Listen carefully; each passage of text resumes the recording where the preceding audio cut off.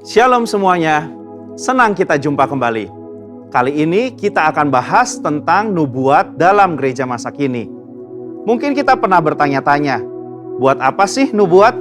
Apalagi buat gereja masa kini. Kan sudah ada Alkitab sebagai pegangan firman Tuhan. Lalu seberapa penting nubuat bagi gereja masa kini? Dan dari mana kita bisa mendapatkan nubuat tersebut? Serta bagaimana kita menguji sebuah nubuat? Mari kita bahas.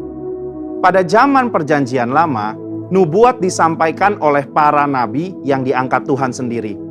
Bentuknya berupa pesan, arahan, maupun peringatan Allah atas umat sehingga mereka bertobat dan hidup dalam kehendak-Nya. Mendengar dan melakukan yang disampaikan para nabi sama artinya dengan melakukan perkataan Allah. Oleh karena itu, pesan ini punya otoritas yang bisa dicatat dalam kitab para nabi sebagai firman Tuhan dalam Alkitab.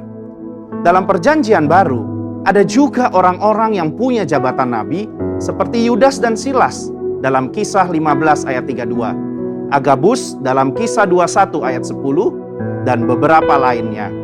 Tapi, bobot pesan yang disampaikan oleh nabi Perjanjian Baru berbeda dengan nabi Perjanjian Lama. Pada zaman Perjanjian Baru, Tuhan justru memilih dan mengutus para rasul sebagai media untuk menyampaikan pesan dan perkataannya. Pesan ini mendapat otoritas yang sama seperti nabi-nabi dalam Perjanjian Lama, sehingga apa yang mereka sampaikan punya nilai dan bobot kanon yang bisa dimasukkan sebagai firman Tuhan dalam Alkitab. Pada zaman ini, Allah memberikan jabatan dan karunia untuk bernubuat kepada umat pilihannya, sehingga kita tetap bisa mendengar dan mendapatkan nubuat. 1 Korintus 12 ayat 27-28 menjelaskan bahwa kita adalah tubuh Kristus dan masing-masing anggotanya mendapatkan karunia khusus dari Tuhan, baik sebagai rasul, nabi, pengajar, dan seterusnya. Biasanya, orang dengan jabatan nabi dan karunia bernubuat akan punya kemampuan untuk menangkap dan menyampaikan pesan berupa arahan, peringatan, maupun hal-hal khusus dari Tuhan, dan sifatnya pernyataan spontan. Kata pernyataan dalam 1 Korintus 14 ayat 37 berasal dari kata apokalipto yang berarti penyingkapan. Berkenaan dengan hal tersebut, ada 5 poin penting yang harus diperhatikan. Pertama, pernyataan datang secara spontan, bukan sesuatu yang dibuat-buat karena ada pemikiran atau persiapan sebelumnya. 2, pernyataan datang secara pribadi kepada seseorang, bukan sesuatu yang timbul karena adanya situasi atau fenomena yang diketahui semua orang. 3, pernyataan datang dari Tuhan melalui Roh Kudus, bukan dari pikiran maupun kehendak pribadi. 4, pernyataan memberikan pengertian terhadap cara Tuhan memandang. Dan 5, pernyataan dapat dikenali sebagai sebuah pesan Tuhan oleh para nabi. Akan tetapi, karunia bernubuat yang dimiliki oleh nabi dalam Perjanjian Baru dan gereja zaman ini berbeda dengan nabi zaman Perjanjian Lama. Karena mereka tidak memiliki otoritas yang setara dengan para rasul. Hal ini terlihat ketika dengan tegas Paulus berkata bahwa para nabi harus tunduk kepada dia sebagai rasul yang memiliki otoritas menyampaikan perkataan Tuhan. Dalam konteks zaman sekarang, kita memiliki Alkitab yang sudah lengkap Perjanjian Lama dan Perjanjian Baru. Oleh karena itu, nubuatan dari para nabi zaman ini harus tunduk pada otoritas Alkitab. Itulah sebabnya kita harus menguji setiap nubuat. Paulus secara khusus mengingatkan jemaat di Tesalonika untuk menguji isi nubuatan para nabi, meskipun ia sudah dikenal oleh jemaat. 1 Tesalonika 5 ayat 19-21 berkata, "Janganlah padamkan roh, dan janganlah anggap rendah nubuat-nubuat. Ujilah segala sesuatu dan peganglah yang baik." Kata menguji memiliki arti menanggapi, memilah, membedakan, atau menilai. Di satu sisi, kita sebagai insan Pentakosta tidak boleh acuh dan cuek terhadap nubuat. Namun di sisi lain, kita juga harus bisa memilah, membedakan, dan menilai segala sesuatu. Standar yang kita gunakan untuk menguji dan menilai adalah firman Tuhan dalam Alkitab. Mengenai konsekuensi dalam bernubuat, Nabi dalam Perjanjian Lama memiliki otoritas yang sangat tinggi sebagai penyampai pesan Tuhan, dan segala perkataannya dianggap sebagai perkataan Allah. Jika seseorang tidak mendengar dan mentaati nubuatan seorang nabi, itu artinya sama dengan melawan perkataan Tuhan sendiri. Oleh karena itu, jika seorang nabi pada zaman Perjanjian Lama memberikan nubuatan palsu, maka ia harus langsung dihukum mati, agar tidak ada penyalahgunaan otoritas. Tapi berbeda dengan nabi dalam Perjanjian Baru. Konsekuensi sama sekali tidak nampak dalam petunjuk Paulus kepada jemaat di Korintus.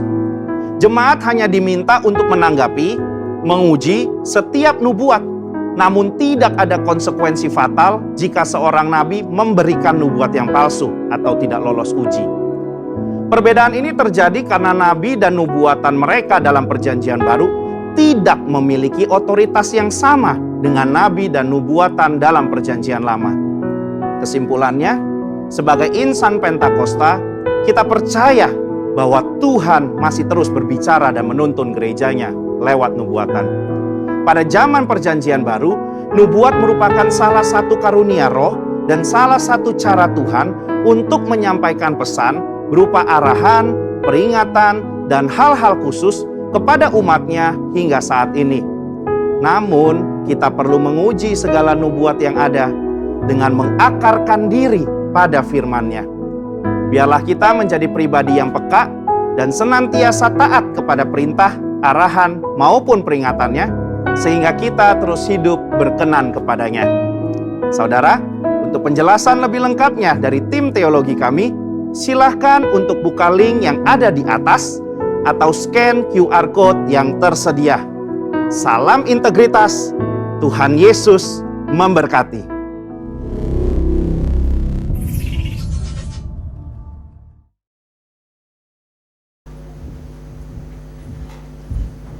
Salam saudara yang dikasihi Tuhan Yesus. Shalom. Bagaimana kabar kita semuanya?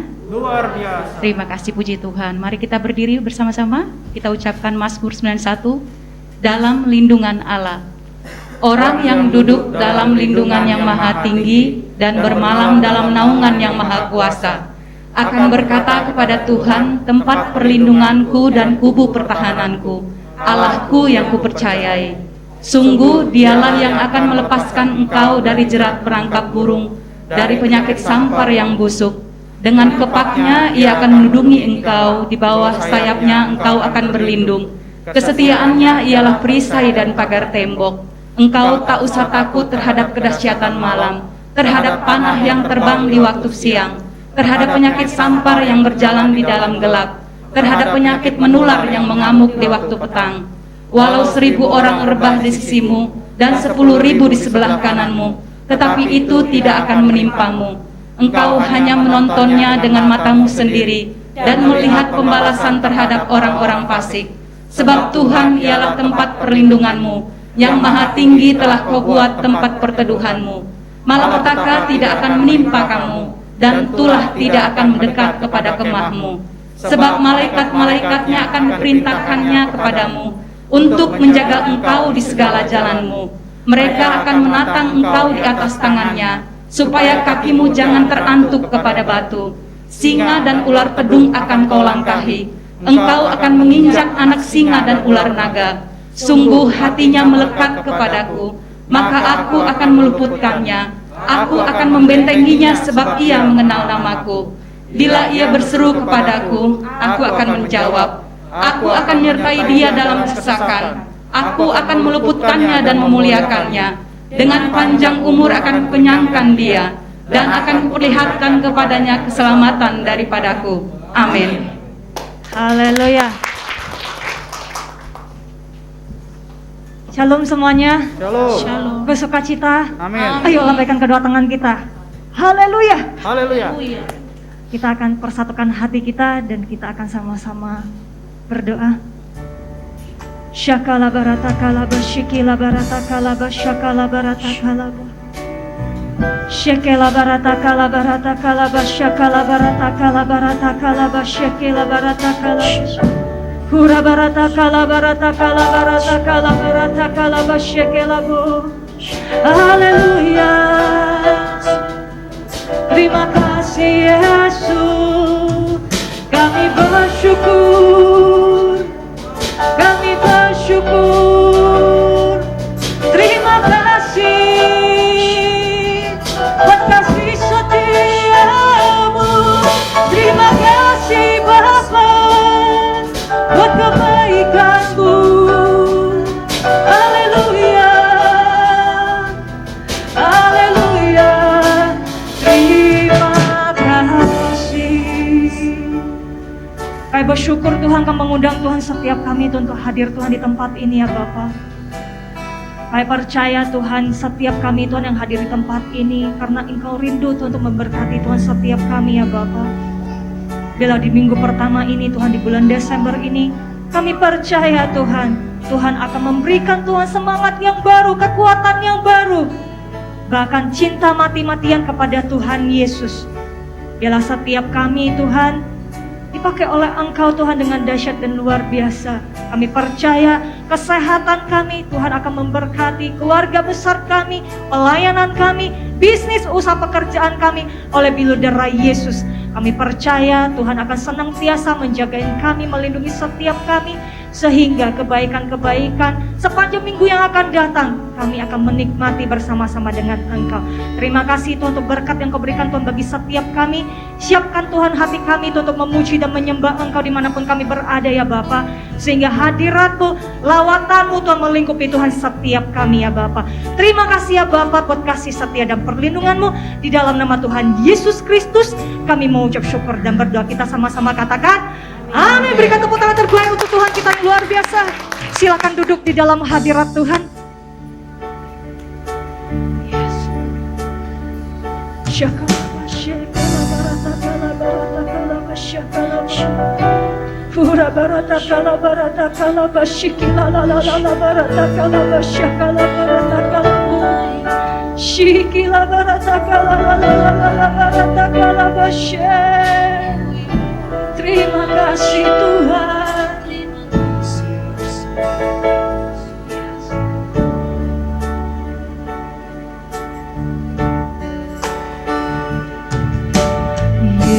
Yesus, kemuliaan-Mu pulihkan hatiku. Yesus, kemuliaan-Mu berkati hidupku. Yesus, kemuliaan-Mu. Yesus, kemuliaan-Mu pulihkan hatiku. Yesus, kemuliaan-Mu berkati hidupku. Segala pujian syukur bagimu. Kau hadir dalam hidupku. Kini ku datang sujud di hadapan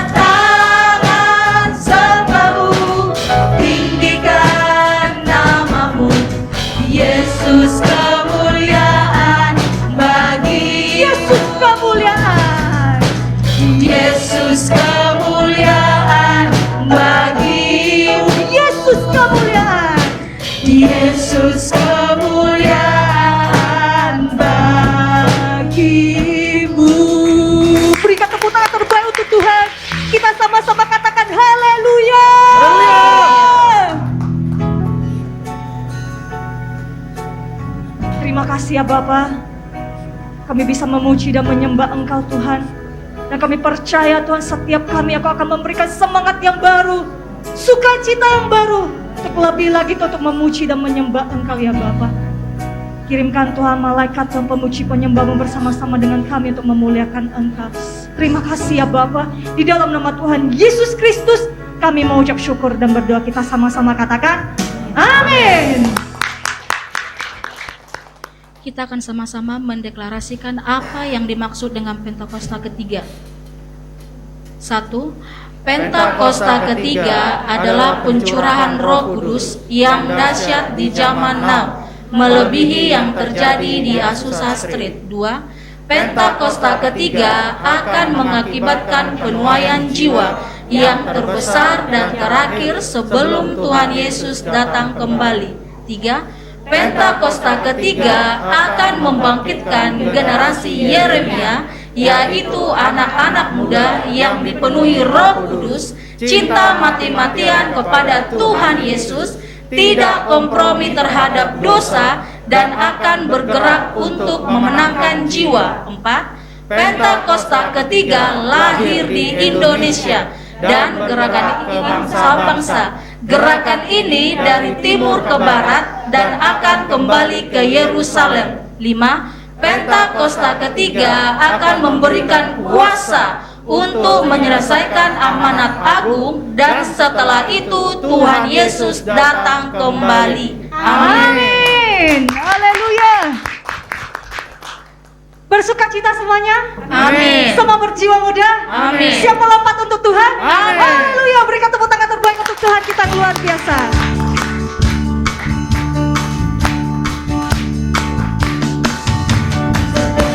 Bermimpi Tuhan pulihkan Sion, dan kita bersukacita, mulut kita penuh tertawa.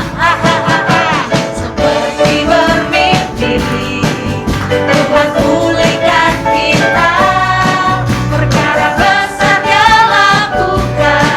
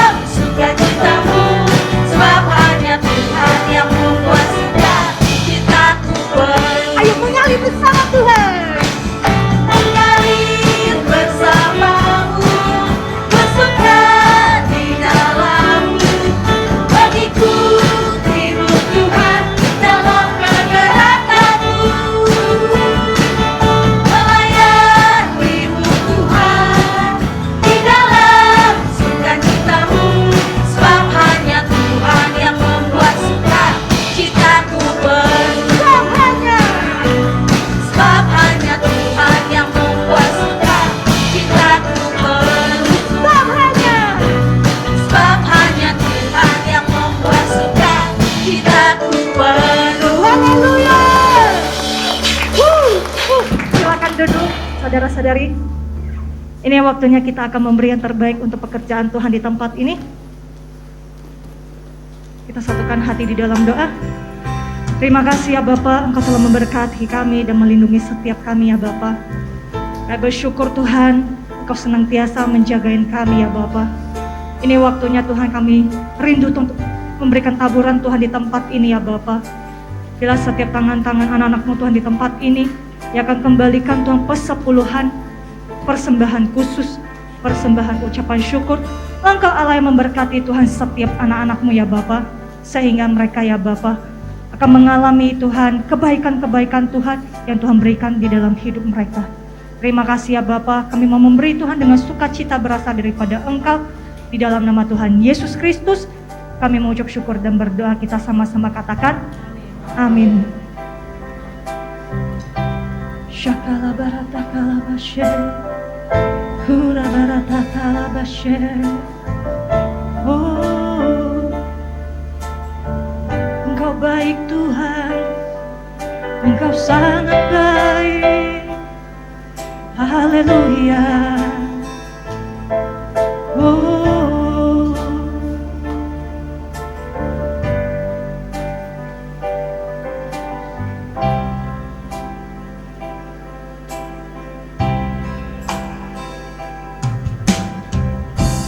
kekuatan di hidupku, ku dapat di dalam-Mu. Kau teguhkan hatiku, tiada yang mustahil bagimu. Kekuatan di hidupku, kekuatan di hidupku, ku dapat di dalam-Mu. Kau teguhkan hatiku, tiada yang mustahil bagimu. Sebab ku percaya, bukan karena melihat, namun karena firman-Mu yang selalu digenapi di hidupku. Ku percaya, bukan karena melihat, namun karena firman-Mu tiada pernah berubah. Sebab ku percaya, bukan karena melihat, namun karena firman-Mu yang selalu digenapi di hidupku. Ku percaya, bukan karena melihat, namun karena firman-Mu tiada pernah berubah.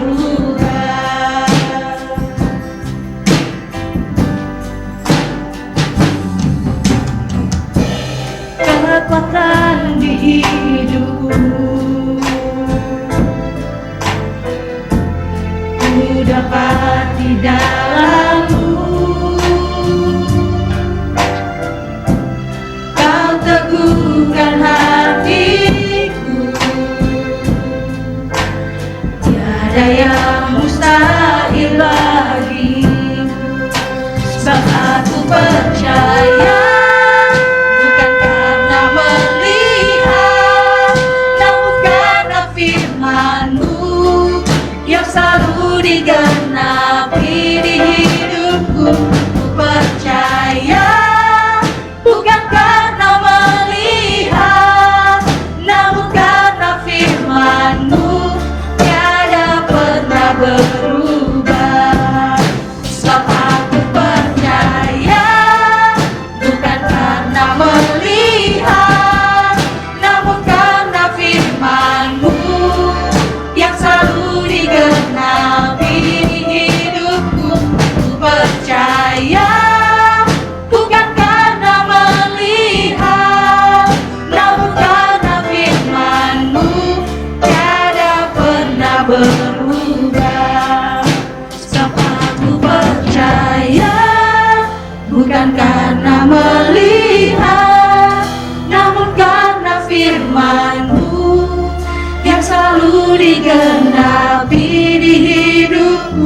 Ku percaya bukan karena melihat, namun karena firman-Mu tiada pernah berubah. Dengan perlahan saya mengundang kita semuanya untuk bangkit berdiri bersama-sama. Terima kasih ya Tuhan Yesus. Engkau sudah memberikan kebenaran firman-Mu Tuhan di dalam hidup kami Tuhan. Kami percaya Tuhan janji-Mu ya dan amin bagi setiap kami ya Bapa. Ajari kami Tuhan untuk mempraktikkan Tuhan kebenaran firman-Mu Tuhan di dalam kehidupan setiap kami ya Bapa. Ajari kami dan mengajari kami Tuhan selalu ya Bapa. Shikila barata kala basyakala barata kala basyakalabu. Shekela la la la la barata kala basyakala barata kala basyakala barata kala. Berikan kami kerendahan hati Tuhan pada pagi hari ini Tuhan. Biarlah kebenaran firman-Mu Tuhan yang kami Tuhan menerima Tuhan pada pagi hari ini. Kami percaya karena Engkau rindu Tuhan untuk memberkati Tuhan setiap kami ya Bapa. Syakala barata kala basyakala barata kalamu. Shikila la la la la la la la barata kala basye.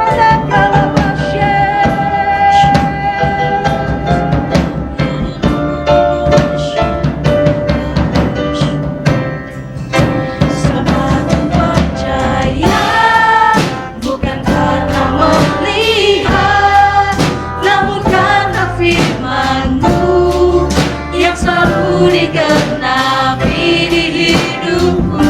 Ku percaya bukan karena melihat, namun karena firman-Mu tiada pernah berubah.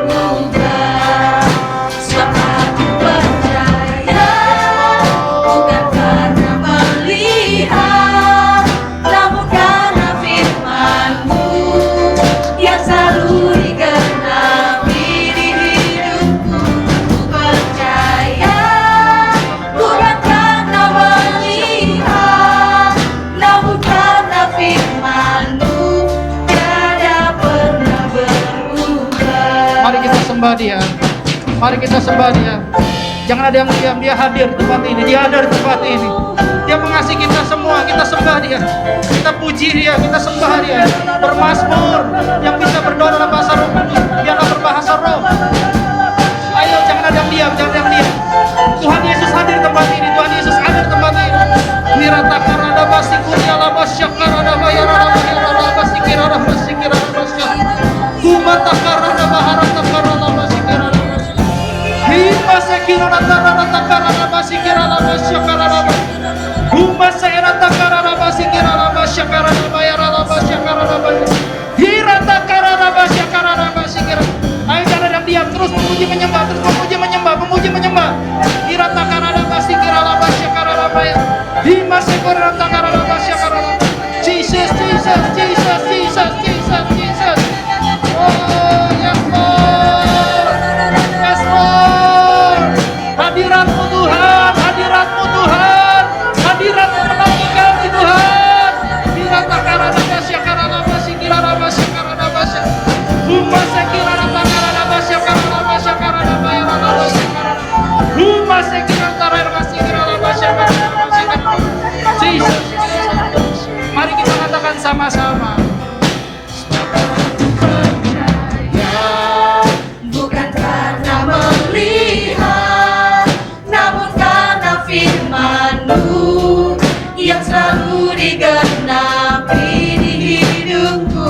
Ku percaya bukan karena melihat, namun karena firman-Mu tiada pernah berubah. Namun kata firman. Namun karena firman-Mu tiada pernah berubah. Namun karena firman-Mu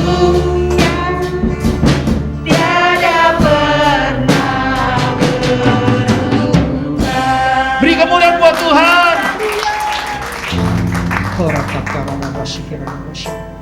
Kami boleh merasakan hadirat-Mu Tuhan Yesus. Engkau Engkau ada di tengah-tengah kami. Itu karena Engkau mengasihi kami, Tuhan Yesus. Terima kasih buat kebaikan-Mu, Tuhan. Kami mungkin dipandang dunia tidak berharga, tapi Engkau memandang kami sebagai sesuatu yang berharga. Terima kasih buat kehadiran. Terima kasih buat lawatan. Terima kasih buat jamahan-Mu, Tuhan. Kami percaya dalam hadirat-Mu akan ada kesembuhan. Dalam hadirat-Mu akan ada pemulihan. Dalam hadirat-Mu akan ada kelepasan. Dalam hadirat-Mu akan ada berkat sorgawi dalam nama Tuhan Yesus. Roh Kudus, ajarkan setiap dari kami, sehingga kami mengerti, memahami apa isi hatinya Tuhan. Kami tidak pulang dengan sama ketika kami datang, tapi kami pulang membawa berkat-berkat ilahi. Kami pulang membawa nasihat tuntunan sorgawi. Dan kami percaya Roh Kudus akan memampukan kami untuk menjadi pelaku firman bagi hormat dan kemuliaan Tuhan di dalam nama Tuhan Yesus. Urapi hamba-Mu yang akan menyampaikan isi hati-Mu, Tuhan. Berikan hamba-Mu kata-kata sederhana tetapi memiliki kuasa sorgawi, sehingga pada saat isi hati Tuhan disampaikan, ada pembaharuan yang terjadi di tempat ini dalam nama Tuhan Yesus. Terima kasih Bapa, berbicaralah. Kami siap di dalam hadirat-Mu untuk mendengarkan isi hati-Mu. Segala hormat, pujian, kuasa, kemuliaan, kemasyuran bagi-Mu. Di dalam nama Tuhan Yesus Kristus, kami mengucap syukur dan berdoa. Yang siap mendengar firman Tuhan sama-sama katakan, amin. Silakan duduk Bapak Ibu Saudara. Shalom. Tuhan Yesus baik. Tuhan Yesus dahsyat. Puji Tuhan. Saya dari tadi nangis, dari awal juga sudah nangis itu. Tuhan itu hadir di tengah-tengah kita. Mungkin kita gerejanya masih belum besar, tapi bukan tidak akan menjadi besar. Karena memang Tuhan sedang persiapkan kita sebagai umat yang layak di hadapan Tuhan. Itu doa saya sama Ibu setiap hari. Saya minta tolong Tuhan, jemaat kita ini gak banyak, tapi kalau boleh saya mohon, kita semua sama-sama terangkat ke sorga. Itu yang terpenting. Gereja kalau besar tapi nggak kurus jemaatnya, kan kasihan juga jemaatnya. Saya lebih senang gereja kecil kayak keluarga, tapi kita punya keunitian dalam Tuhan. Hari ini kita akan belajar banyak. Karena kenapa? Tujuan kita jadi Kristen itu kan karena kita mau punya kehidupan yang kekal. Kita mau punya keselamatan. Kita mau masuk surga. Tapi yang jadi masalah, banyak sekali orang Kristen mungkin mempunyai iman, tetapi tidak mengerti mewujudkan iman. Mungkin mempunyai perbuatan baik, tetapi perbuatan baik yang tidak dalam kebenaran. Jadi hari ini kita akan belajar mengupas Alkitab. Dari 3 hari yang lalu saya sudah berdoa sama Tuhan, dan hari ini kita dikasih sesuatu yang luar biasa, dan saya juga diberkati melalui firman ini. Karena kita akan belajar dari firman Tuhan yang ada di Alkitab, bagaimana kita memperoleh keselamatan itu. Jangan sampai jadi Kristen ambigu. Jangan sampai jadi Kristen yang abu-abu. Tuhan Yesus bilang kalau ya katakan ya, kalau tidak katakan tidak. Hari ini kita akan belajar firman Tuhan dengan tema tindakan iman. Kalau kemarin kita sudah belajar iman, percaya, dan amin, lalu kita belajar miliki Yesus, sekarang tindakan iman. Paket berikutnya, kalau SMP kelas 1, kelas 2, kelas 3, nah ini yang kelas 3. Nanti naik ke SMA, gitu ya. Gak mungkin kelas 1 SMP langsung loncat ke SMA, ada tingkatannya. Kita buka dulu Efesus 2 ayat 8 dan 9. Kita baca satu-satu dulu, Efesus 2 ayat 8. Yang sudah dapat katakan amin. Amin. Puji Tuhan. Demikianlah firman Tuhan. Sebab karena kasih karunia kamu diselamatkan oleh iman. Itu bukan hasil usahamu, tetapi pemberian Allah. Lanjut ayat 9. Itu bukan hasil pekerjaanmu. Jangan ada orang yang memegahkan diri. Demikianlah firman Tuhan. Amin. Ya. Kalau kita lihat di ayat 8 dan 9 ini, banyak orang yang memotong firman, sehingga firman dijadikan penyesatan. Ya. Ajaran-ajaran yang keluar dari kebenaran. Coba buka di ayat 8, kembali ke ayat 8, mundur satu ayat, kita lihat di sini. Karena kasih karunia. Katakan kasih karunia. Karena kasih karunia. Kasih karunia punya siapa? Punya Tuhan, punya Allah. Ya, kasih karunia punya Tuhan, punya Allah. Terus dilanjutkan, kamu diselamatkan oleh iman. Iman punya siapa? Punya Tuhan. Siapa yang bilang punya Tuhan? Siapa yang bilang punya kita? Oh ya, puji Tuhan. Gak ada yang ngantuk berarti. Puji Tuhan. Jadi kasih karunia itu adalah bagian Allah, iman adalah bagian kita. Ya. Jadi dikatakan di sini, sebab karena kasih karunia kamu diselamatkan oleh iman. Jadi keselamatan itu ada dua komponen. Ada bagiannya Allah yang dikatakan kasih karunia, ada bagian kita yang disebut iman. Respon kasih karunia adalah iman, respon kita. Kita sudah belajar iman itu seperti apa kemarin, IPA dan miliki Yesus. Ya, bahwa Allah tidak pernah berdusta. Ya. Dan dikatakan di sini semuanya ini bukan hasil usahamu, tetapi pemberian Allah. Dan diulang lagi di ayat 9, dikatakan di ayat 9-nya dikatakan itu bukan hasil pekerjaanmu. Jangan ada orang yang memegahkan diri. Lalu sekelompok orang bilang gini, oh kalau gitu Pak, berdasarkan ayat ini kasih karunia punya Allah, iman adalah respon kita, tapi semua adalah pekerjaan Allah. Jadi kita tidak perlu bekerja lagi karena semuanya dari Allah. Artinya keselamatan itu sudah termaterai buat kita. Sekali selamat, tetap selamat. Ada pengajaran seperti itu. Ini ayatnya belum lengkap Bapak Ibu. Ayatnya dipotong. Nah, saya belum terusin, ini baru kita kupas dulu. Dasarnya orang mengajar itu karena dua ayat ini, tapi belum tuntas ayatnya. Mereka potong. Itu banyak ayat-ayat yang dipotong lalu pengajarannya jadi menyimpang dari kebenaran.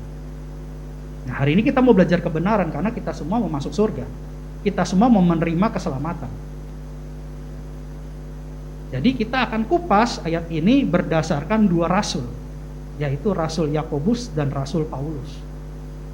Dan yang terakhir nanti akan kita tutup dengan firman dari Tuhan Yesus.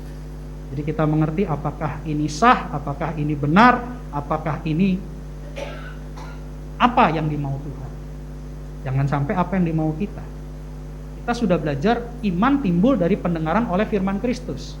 Ya, kemarin di Roma 10 ayat 17. Tapi lebih daripada itu. Waktu kita timbul iman, iman itu tidak berhenti di situ. Kalau kita buat rumah, kita bikin pondasi. Kan iman adalah dasar, kemarin kita sudah belajar.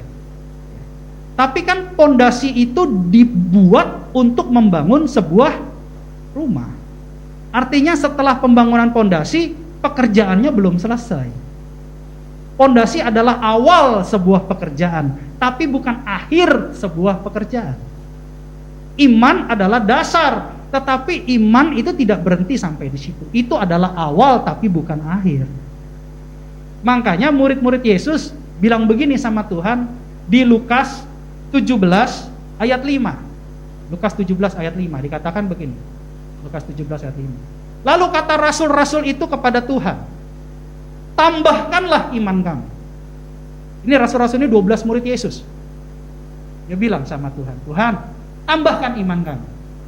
Berarti waktu iman itu timbul dari pendengaran dari firman Kristus, tidak berhenti sampai di situ. Tapi ada yang namanya pertambahan iman, pertumbuhan iman. Bahkan di 1 Korintus 3 ayat 6, Paulus bilang begini. 1 Korintus 3 ayat 6. Aku menanam, Apolos menyiram, tetapi Allah yang memberi pertumbuhan. Katakan, Allah memberi pertumbuhan.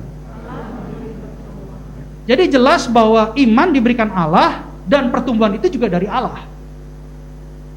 Makanya jangan ada yang memegahkan diri. Tetapi bukan berarti bahwa karena semuanya dari Allah, kita santai-santai saja. Tidak. Kita harus bekerja sama dengan Allah, mengikuti kehendak Allah, sehingga terjadi pertumbuhan ini. Jadi ada pertumbuhan iman. Coba dibuka lagi di 2 Tesalonika 1 ayat 3. Coba. Kami wajib selalu mengucap syukur kepada Allah karena kamu, saudara-saudara.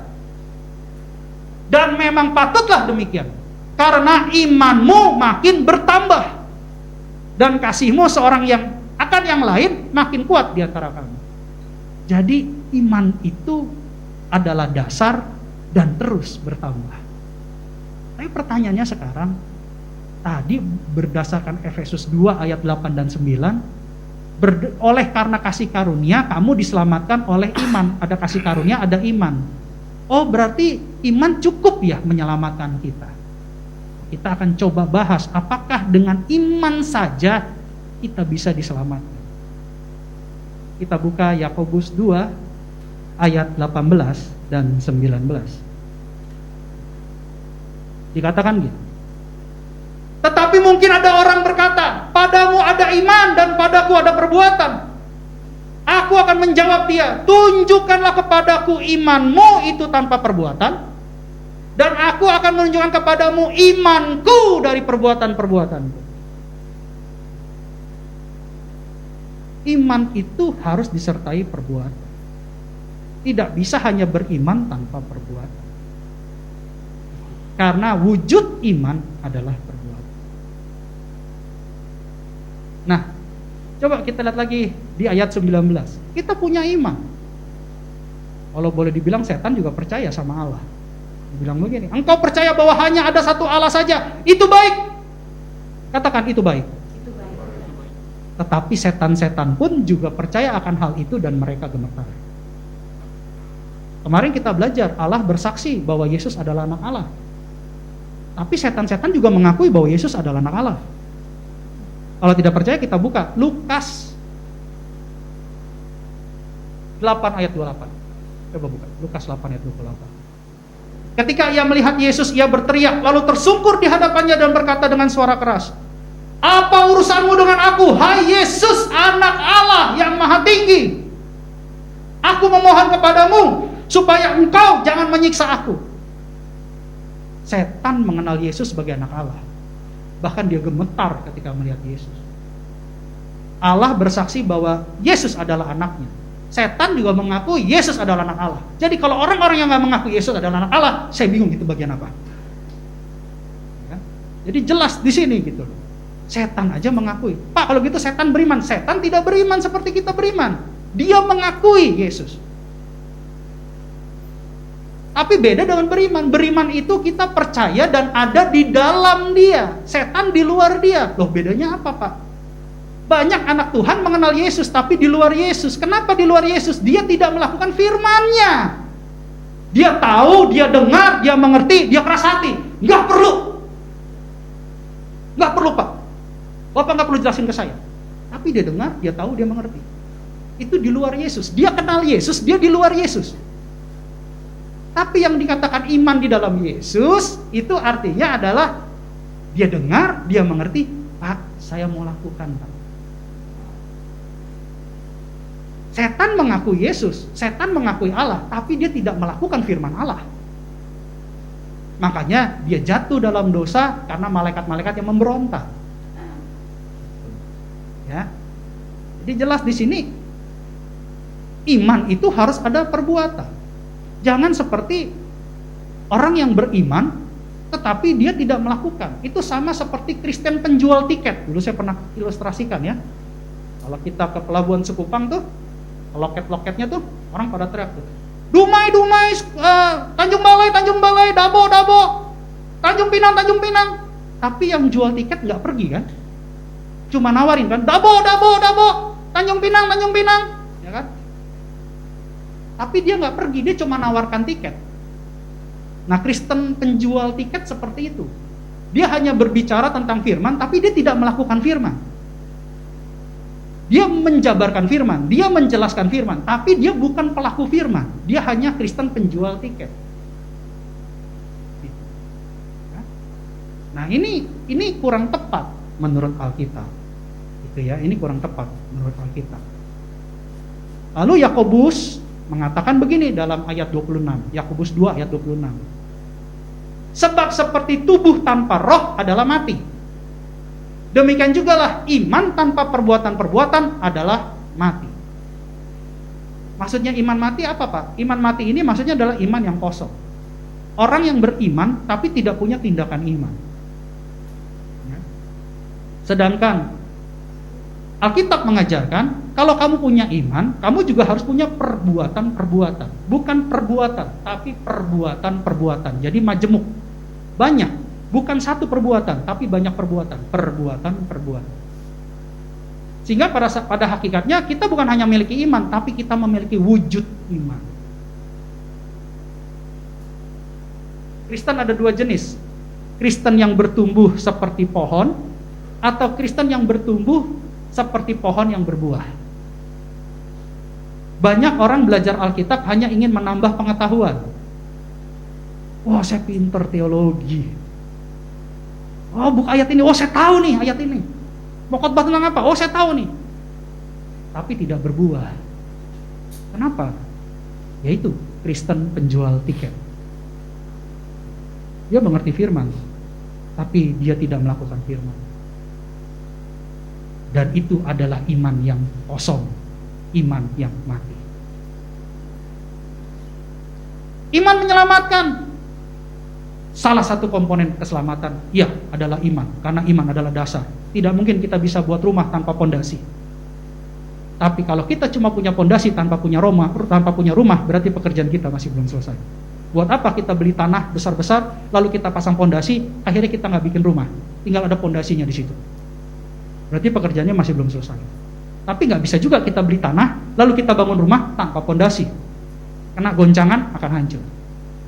Kena bencana alam akan hancur. Jadi butuh iman dan butuh perbuatan. Perbuatannya apa aja Pak? Oke, saya ambil yang 2 garis besar aja. Saya juga doa tentang ini. Perbuatan-perbuatan iman, wujud iman, 1 adalah tindakan doa. Katakan doa. Sebelum kita melakukan sesuatu, kita harus berdoa. Itu penting.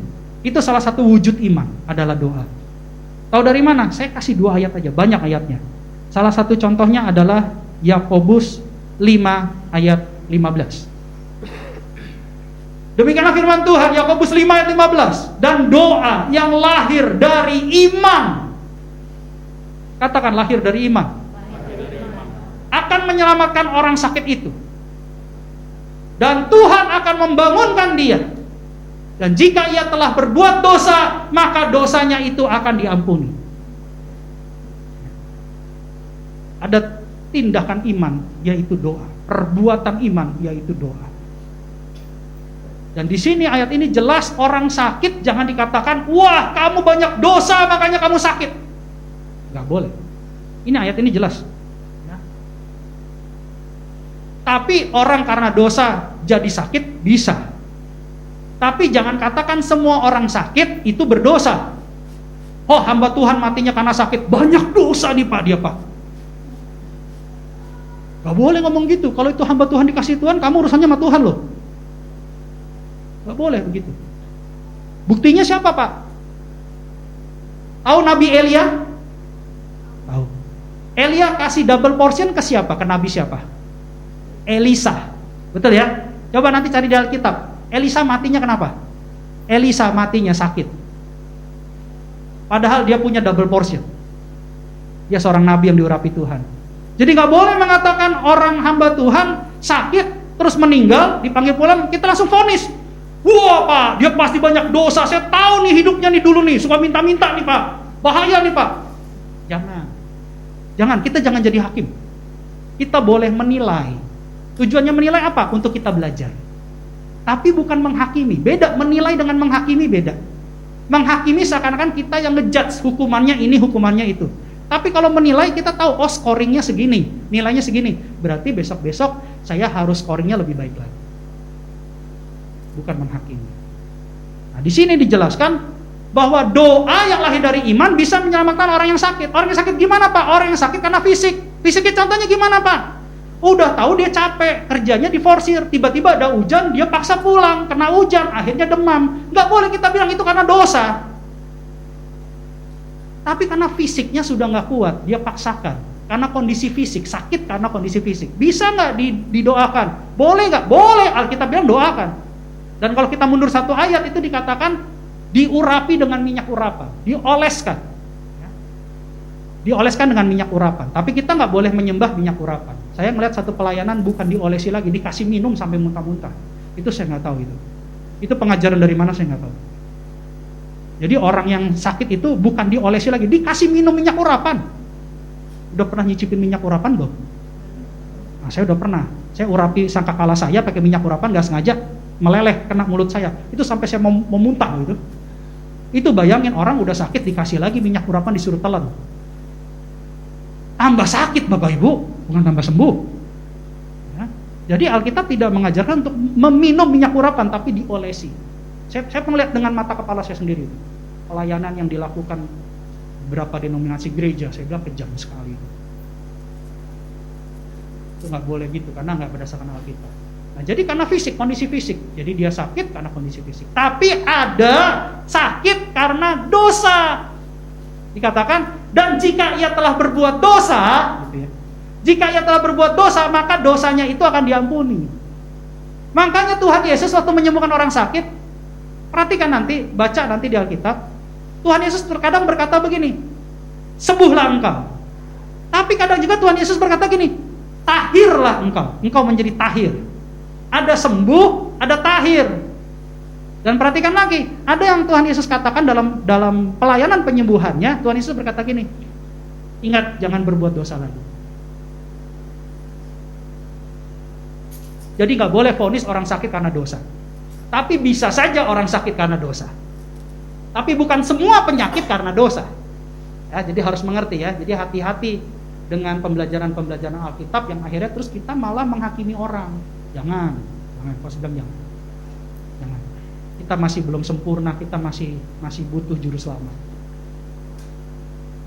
Nah, itu salah satu firman tentang doa.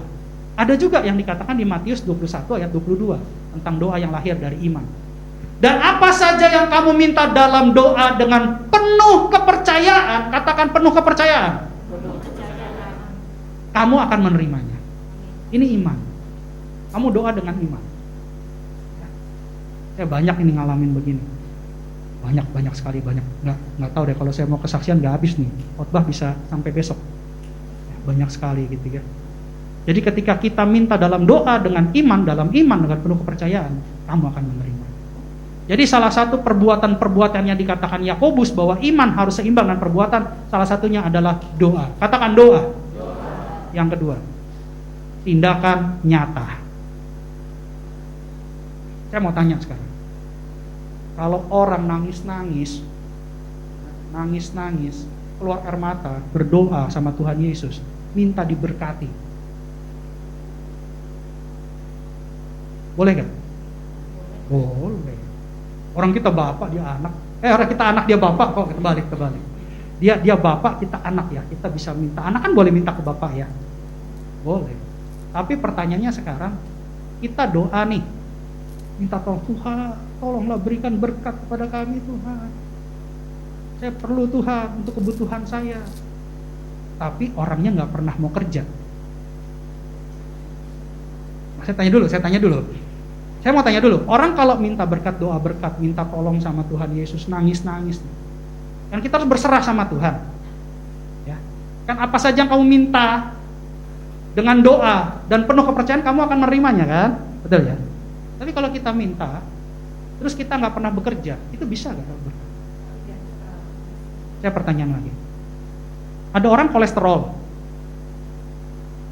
mau sembuh, darah tinggi, mau sembuh. Doa sama Tuhan, nangis, minta didoakan, panggil tuh mungkin 10 gereja, apa 11 gereja, pendetanya suruh doain dia. Ya kan, kita kan suka didoain ya. Dulu saya juga pernah jadi bayi rohani, suka sekali saya didoakan. Saya kalau dapat seminar-seminar dari negara-negara lain tuh saya kejar itu. Terbang langsung, saya tinggal keluarga saya terbang itu. Kejar seminar-seminar itu untuk diurapi sama nabi-nabi Tuhan yang dipakai Tuhan luar biasa. Tapi pertanyaannya, kalau orang kolesterol ini minta kesembuhan dari Tuhan, dia minta didoakan sama hamba-hamba Tuhan. Tapi makan siangnya, makan malamnya daging kambing, daging B2. Itu bisa nggak?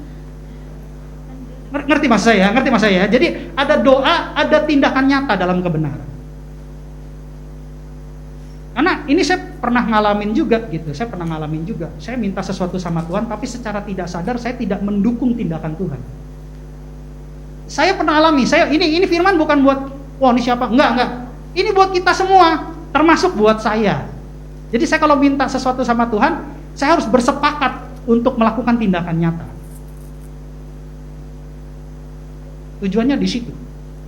Jadi harus ada tindakan nyata. Tindakan nyatanya gimana Pak? Tindakan nyata dalam kebenaran. Tindakan nyata dalam kebenaran Bapak Ibu Saudara sekalian. Kita punya hal-hal yang tidak bisa kita selesaikan. Kita butuh Tuhan. Ya. Kesehatan, pemulihan keluarga, pemulihan keuangan. Kita doa buat anak-anak kita juga, gitu ya. Tapi kalau nggak ada tindakan nyata nggak bisa. Kita perlu tindakan nyata. Pak, tapi kalau pakai doa aja bisa sembuh nggak? Sekitar tahun 2014 atau 2015 saya ikut KKR di Jogja. Nah, kalau itu yang GBG Sulama mungkin pernah melihat Tuhan Yesus menampakkan dirinya di candi ya. Itu benar terlihat jelas penampakan itu ya. Nah, itu saya ada di situ. Waktu saya melayani bersama Pak Niko. Saya ada di situ, saya jadi pendoa untuk orang sakit. Biasa kalau jadi pendoa saya mau cari yang gampang-gampang gitu ya. Yang sakitnya sakit kepala gitu ya, demam, ya kan, sering diare gitu ya. Jadi kan ditulis tuh kalau orang sakit tuh di tenda orang sakit dikasih stiker tuh sakit apa gitu. Jadi kita cari yang gampang-gampang aja. Jangan yang tumor ya, kanker stadium 4, itu saya ngeri-ngeri itu. Itu saya ngeri kasih doain ini. Artinya saya masih belum kuat mungkin imannya gitu ya. Ini saya doain jalan nggak nih? Ini saya doain sembuh nggak nih gitu kan? Ceritanya begitu. Ini jujur, itu kan waktu itu saya belum jadi gembala. 2014-an. Jadi Alkisah, ya hamba Tuhan gitu ya. Kalau jalan kan tenda orang sakit. Ya. Sambil ngintip-ngintip, contekan nih. Wah, susah nih, berat. Waduh, berat Tuhan, ini masih gerak aku. Bolak-balik. Lagi bolak-balik tiba-tiba Tuhan ngomong. Nah, kamu lihat nggak anak laki-laki yang di depan itu? Oh iya Tuhan, cakep ya Tuhan ya, ganteng ya Tuhan. Oh baca, tuli sebelah tidak bisa mendengar. Emang kenapa Tuhan? Kamu doakan dia. Hah? Doakan dia Tuhan. Kalau nggak sembuh gimana? Yang menyembuhkan siapa kata Tuhan? Dia bilang, serius Tuhan? Iya kamu doakan. Jadi saya datang, saya mulai basa-basi gitu. Anak ini kenapa? Anak ini tidak bisa mendengar. Dia bilangnya tuli sebelah, padahal tidak bisa mendengar sama sekali. Jadi saya bilang, waduh Tuhan, naik level ini. Sakitnya bukan sebelah, dua-duanya nggak bisa dengar. Tapi udah terlanjur ngomong kan, nggak mungkin. Ya Bu, nanti didoakan sama yang lain ya, saya permisi dulu kan, nggak mungkin begitu. Saya udah nyangkut di situ kan, udah ngobrol-ngobrol. Bapaknya mana? Oh bapaknya lagi kerja. Jadi anak ini sudah dibawa ke dokter, sudah Pak, sudah dibawa kemana-mana nggak bisa sembuh. Itu ya. Saya doakan ya Bu, antara iya dan tidak, tapi saya percaya bahwa Tuhan Yesus yang punya kuasa gitu. Saya hanya tumpang tangan di telinganya, saya cuma katakan sederhana. Dalam nama Tuhan Yesus, Efratah. Saya ikutin apa yang dikatakan Tuhan. Setelah itu saya panggil namanya, saya lupa namanya siapa. Saya panggil namanya, dia bisa respon, iya Om. Mamanya kaget, kamu serius? Saya juga kaget, ini serius gitu. Sama-sama kaget gitu, anak ini dengar. Jadi saya tutup telinganya, coba bilang Tuhan Yesus baik. Saya tutup sebelah, dia bilang Tuhan Yesus baik. Saya tutup lagi sebelahnya lagi, coba bilang Tuhan Yesus baik. Saya bisikin pelan-pelan, dia bilang Tuhan Yesus baik. Wow, ternyata dengan kata sederhana, tapi karena kita punya iman dan Tuhan yang punya kuasa untuk menyembuhkan, anak itu sembuh total. Beri kemuliaan buat Tuhan.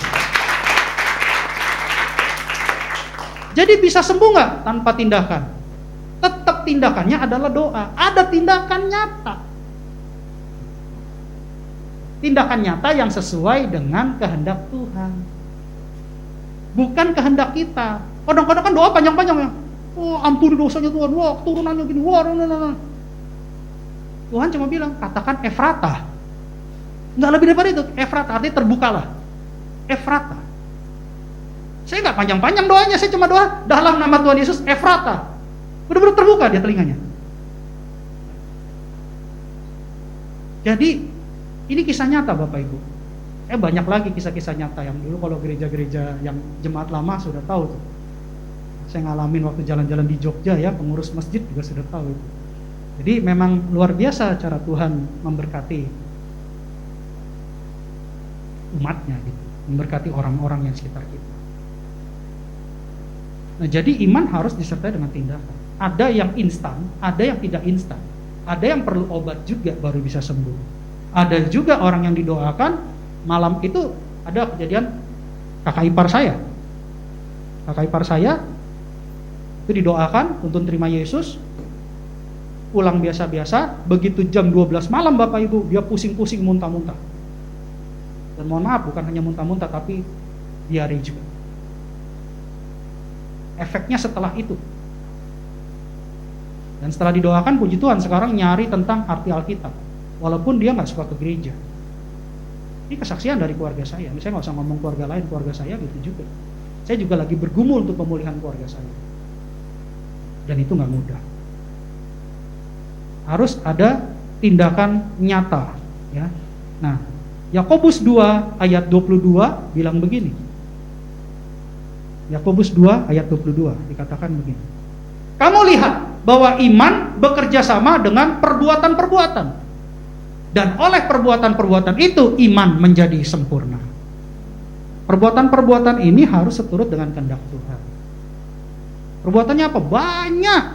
Kasihilah sesamamu, ya kan? Nah, terus hormati orang tuamu. Kita jadi berkat buat sesama. Banyak itu, banyak sekali. Firman-Nya banyak. Dan kalau kita diberkati, kita memberkati. Artinya apa? Ya kalau kita misalnya nih, ya kan kemarin kan 2 minggu yang lalu VOP kan bilang orang Kristen boleh berhutang apa enggak? Kan dikatakan boleh kalau sesuai dengan kebutuhan. Tapi jangan lupa kalau sudah diberkati ya bayar hutang lah. Contohnya kayak gitu. Bayar hutang. Jangan sampai kita berhutang sama orang gitu ya, terus kita nggak jadi saksi. Kalau kita diberkati, kalau nggak diberkati ya bilang jujur, ya kita masih belum diberkati. Kan kita punya inisiatif untuk mengembalikan. Itu penting tuh, karena kita sudah mengenal firman. Tahu dari mana Pak bahwa perbuatan itu harus mengikuti firman? Ayo kita buka yang tadi, kita terusin. Tadi kan Efesus 2 ayat 8 dan 9 yang dipotong kan? Sekarang kita buka Efesus 2 ayat 10. Jadi jangan dipotong ayatnya, belum selesai tuh. Masih ada 1 ayat di bawah.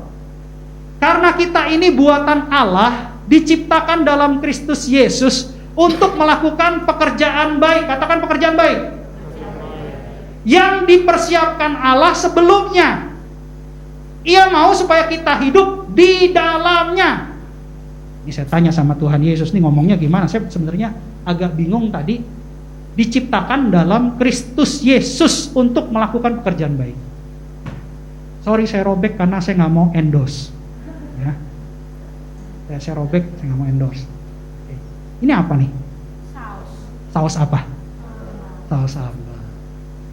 Saus sambal terdiri dari apa nih? Botol sama saus ya? Benar ya? Jangan bilang ntar pulang makan-makan nih bapak kayaknya bawa sambal nih. Bukan. Ini saya bilang dulu, ini biar gampang ngerti. Ini saus sambal ya, saus sambal. Saya mau tanya, di dalam botol sambal ada apa? Saus sambalnya. Benar ya, setuju ya? Di dalam botol ini ada saus sambalnya ya? Ini ada di mana? Di meja mimbar. Betul ya? Di meja mimbar ya? Kalau saya pindahkan ke keyboard, ya, botol sambal yang pindah atau saus sambal berikut botolnya pindah? Jadi saus mengikuti botol atau botol mengikuti saus? Botol mengikuti saus. Saus ada di dalam botol atau botol yang ada di dalam saus? Botol di dalam saus. Ketika Tuhan menciptakan kita di dalam Kristus Yesus untuk pekerjaan baik, itu artinya bahwa kita ada di dalam Yesus, mengikuti Yesus. Yesus yang adalah kebenaran, Yesus yang adalah baik di dalam kebenaran. Sehingga pada saat Yesus dipindah, kita juga ikut berpindah. Pada saat Yesus berjalan lurus, kita juga ikut berjalan lurus. Seperti saus sambal dan botol ini. Artinya apa? Apa yang Tuhan Yesus kerjakan harus kita kerjakan.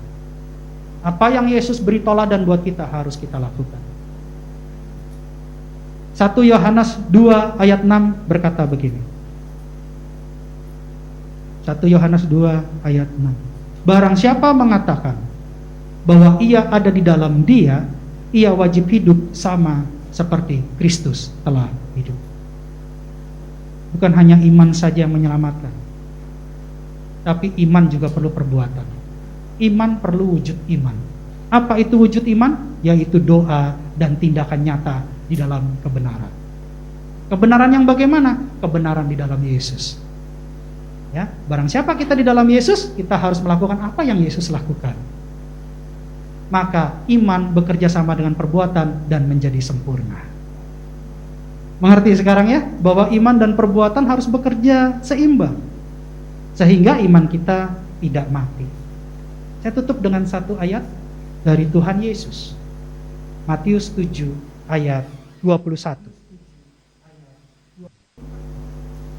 Demikianlah firman Tuhan. Bukan setiap orang yang berseru kepadaku Tuhan, Tuhan akan masuk ke dalam kerajaan sorga, melainkan dia yang melakukan kehendak Bapakku yang di sorga. Ketika kita di dalam Yesus, seperti tadi saus sambal yang ada dalam botol, kita yang mengikuti Yesus. Jangan kita melakukan perbuatan yang bukan kehendak Yesus, tapi lakukanlah perbuatan seperti yang Yesus kehendaki. Dimanapun botol itu pergi, di situ pun saus sambalnya ikut. Dimanapun Yesus menuntun kita untuk melakukan sesuatu, lakukanlah itu, karena percayalah, ketika kita sejalan dengan Yesus, maka berkat, mujizat itu terjadi buat kita. Ya, jadi harus mengerti iman dan perbuatan harus seimbang. Pemusik saya undang untuk maju ke depan. Hari ini kita belajar dari firman Tuhan bahwa iman itu harus diwujudkan dengan doa dan tindakan. Tindakan di dalam Yesus. Kita harus jadi berkat, kita harus memberkati. Memang tidak mudah, saya tahu tidak mudah.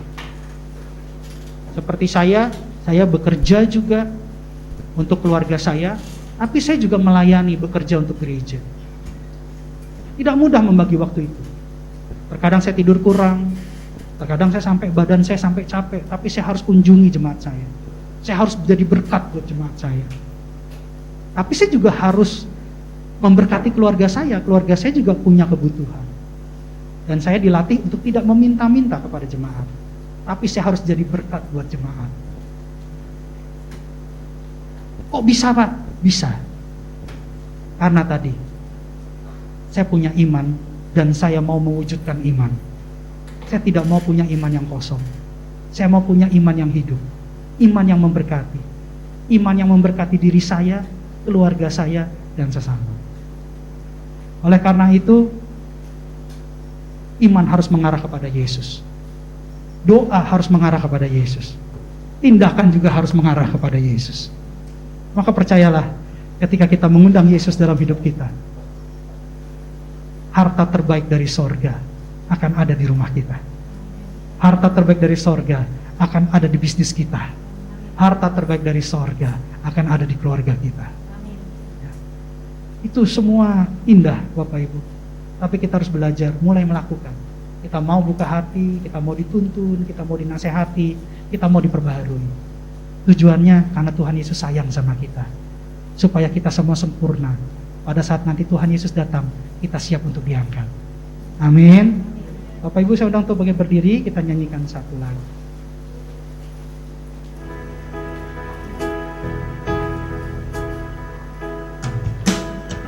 Inilah rinduku kepadamu,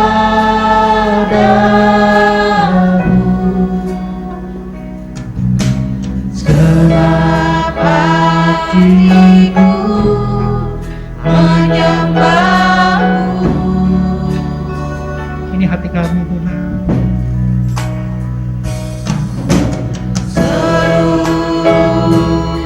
Hidupku memuji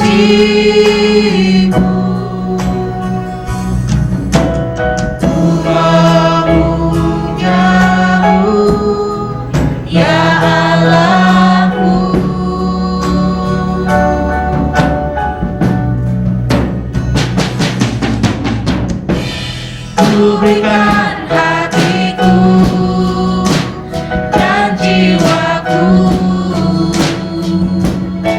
semuanya bagimu di dalam hidupku, di setiap waktu.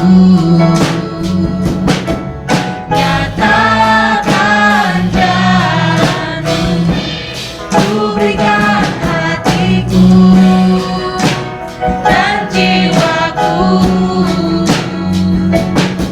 semuanya bagimu di dalam hidupku, di setiap waktu. Nyatakan jalanmu. Karena kasih karunia, kita semua diselamatkan oleh iman. Iman tanpa perbuatan hakikatnya adalah mati.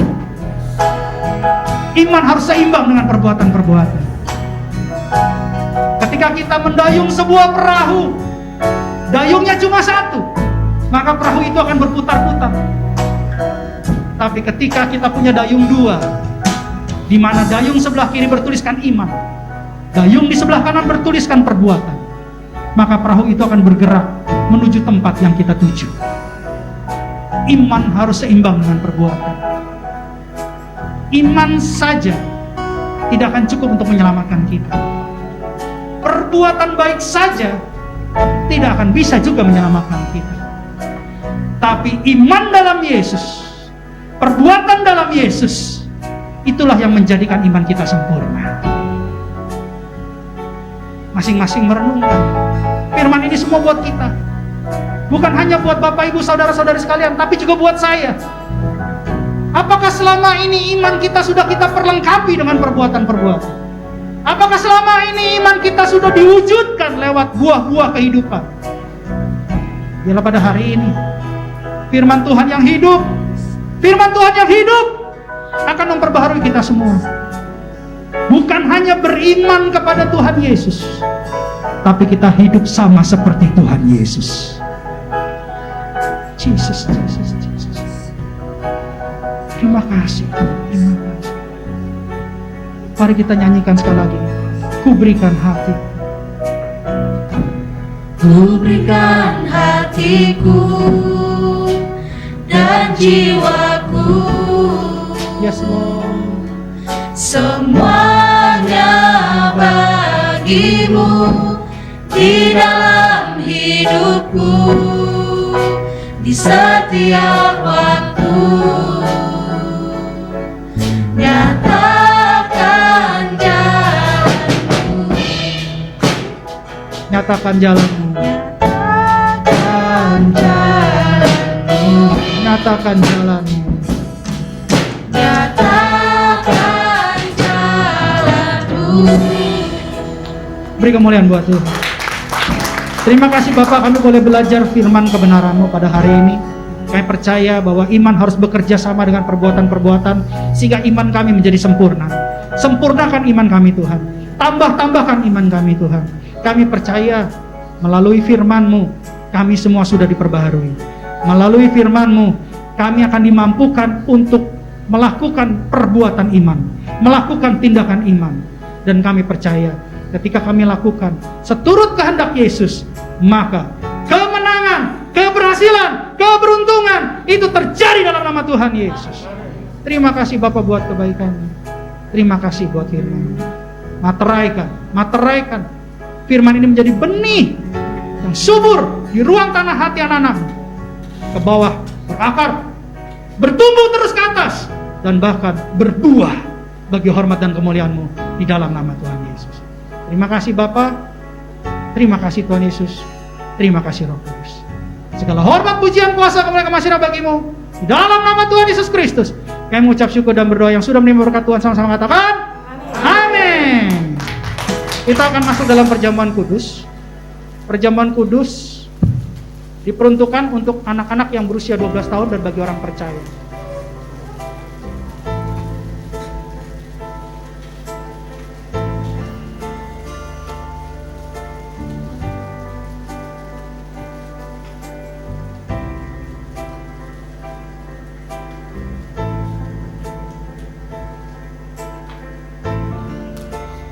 Perjamuan kudus adalah untuk memberitakan kematian Tuhan Yesus sampai Ia datang. Karena ada tertulis, sebab setiap kali kamu makan roti ini dan minum cawan ini, kamu memberitakan kematian Tuhan sampai Ia datang. Perjamuan kudus adalah perjamuan Tuhan Yesus sendiri.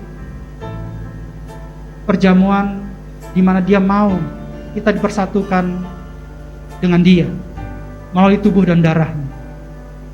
Sehingga kita ingat akan pengorbanan Dia, kebaikan Dia, karyanya untuk menyelamatkan kita.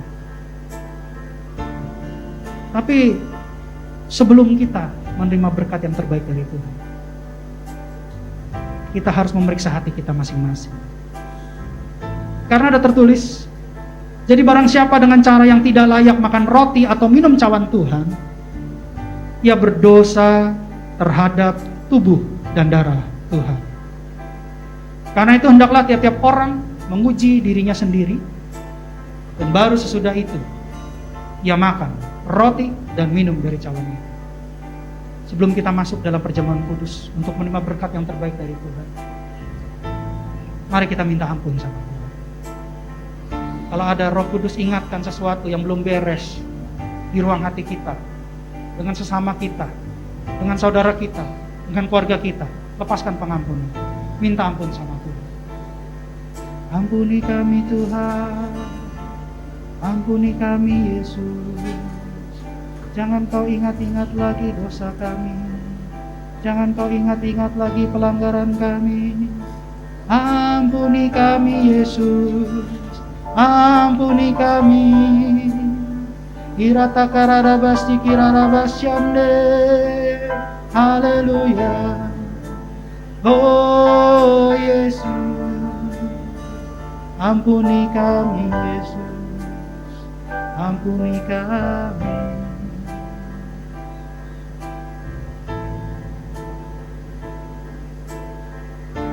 Sebab apa yang telah kuteruskan kepadamu telah aku terima dari Tuhan, yaitu bahwa Tuhan Yesus pada malam waktu Ia diserahkan mengambil roti, angkat roti tinggi-tinggi di atas kepala Bapak Ibu Saudara-saudara sekalian.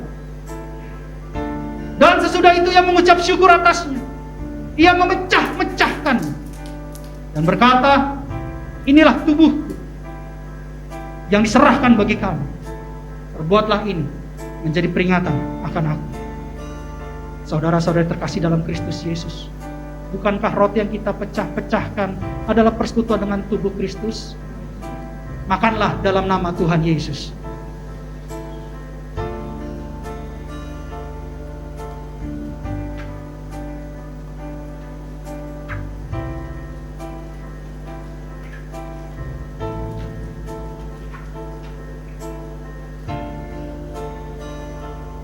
Angkat cawan tinggi-tinggi di tangan saudara. Demikian juga Ia mengambil cawan sesudah makan lalu berkata, cawan ini adalah perjanjian baru yang dimateraikan oleh darahku. Perbuatlah ini setiap kali kamu meminumnya menjadi peringatan akan aku. Saudara-saudara terkasih dalam Kristus Yesus, bukankah cawan yang kita minum adalah persekutuan dengan darah Yesus? Minumlah dalam nama Tuhan Yesus.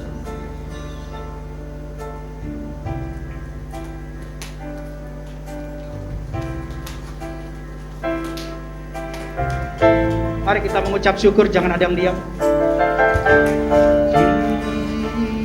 Terima kasih Yesus, kami bersyukur kepadamu Yesus. Terima kasih Bapa, terima kasih Tuhan, Engkau baik Tuhan. Irata karada pasti kalabashande, haleluya. Terima kasih Yesus, terima kasih, terima kasih, Yesus, terima kasih Yesus. Puji syukur hanya bagi Tuhanku. Terima kasih Yesus, terima kasih Yesus. Puji syukur hanya bagi Tuhan. terima kasih.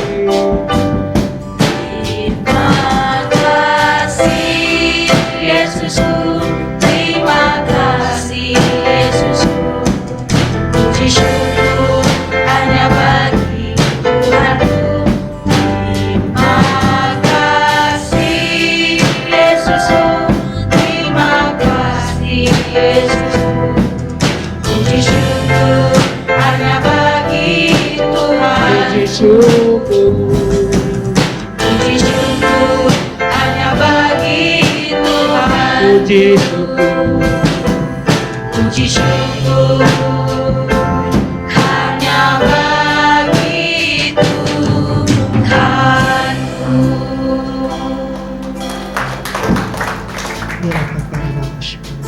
Mari kita siapkan hati kita untuk menerima berkat yang terbaik dari Tuhan.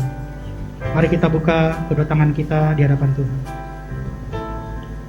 Kekasih-kekasih Kristus, sama seperti engkau membuka kedua tanganmu dan pintu hatimu di hadapan Tuhan, pulanglah dan bawalah roh yang menyala-nyala, jiwa yang kuat, tubuh yang sehat, berkat kemenangan, berkat keberhasilan, berkat keberuntungan, dan bahkan berkat Abraham, Ishak, dan Yakub, serta shalom dari Allah Bapa kita di surga melalui Tuhan kita Yesus Kristus dan persekutuan yang manis bersama dengan Roh Kudus mulai saat ini sampai Tuhan Yesus menjemput kita di awan-awan yang permai. Yang sudah menerima berkat Tuhan sama-sama katakan amin. Selamat hari Minggu, Tuhan Yesus memberkati.